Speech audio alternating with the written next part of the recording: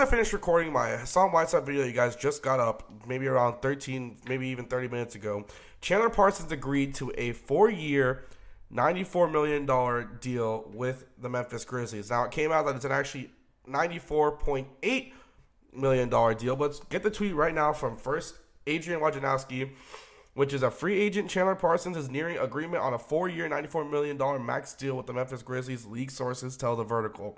Now, we know, obviously, now that it's a $94.8 million contract, but let's look at something really quick to prove why Chandler Parsons does not deserve a $94.8 million contract.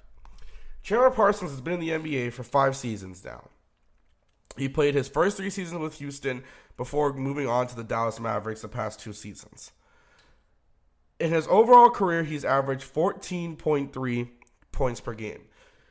That's in 5 years.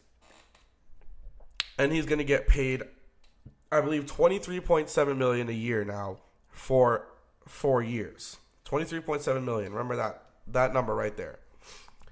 Rudy Gay, who currently plays for the Sacramento Kings, I had to really add up his stats here, but we're going to go from the 11 to 12 year, the 2011-2012 year, down because there were trades, obviously, in between years, and we're going to add up all those numbers.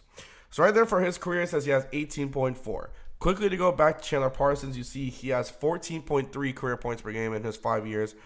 Rudy Gay, obviously been in the NBA longer, has 18.4. So we go back to Rudy Gay here.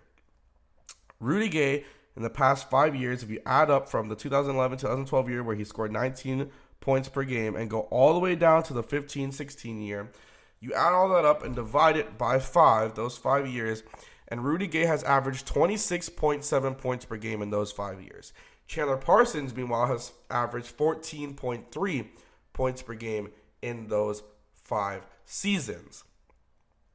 Obviously, minutes per game is different and everything else is different, but Rudy Gay currently is playing under a $13.333 million contract for this year with the player option to opt out for next offseason, which if he decides to opt in will be a $14.263566 million contract deal. Take that into consideration really quick. Rudy Gay, for the next 2 seasons, will be averaging less than Chandler Parsons in his deal that he signed with Sacramento, even though he's averaged more points over the past 5 years than Chandler Parsons has. Now, like I said, you have to count minutes. Obviously, weren't playing the same minutes per game. I highly doubt. So, obviously, there's a difference. I mean, Rudy Gay was averaging 30 minutes per game. Meanwhile, Chandler Parsons, just around 30 minutes per game, if you really think about it, 33.3. And Rudy Gay was probably, actually, maybe around the same amount of minutes per game if I really wanted to add that up and think about it.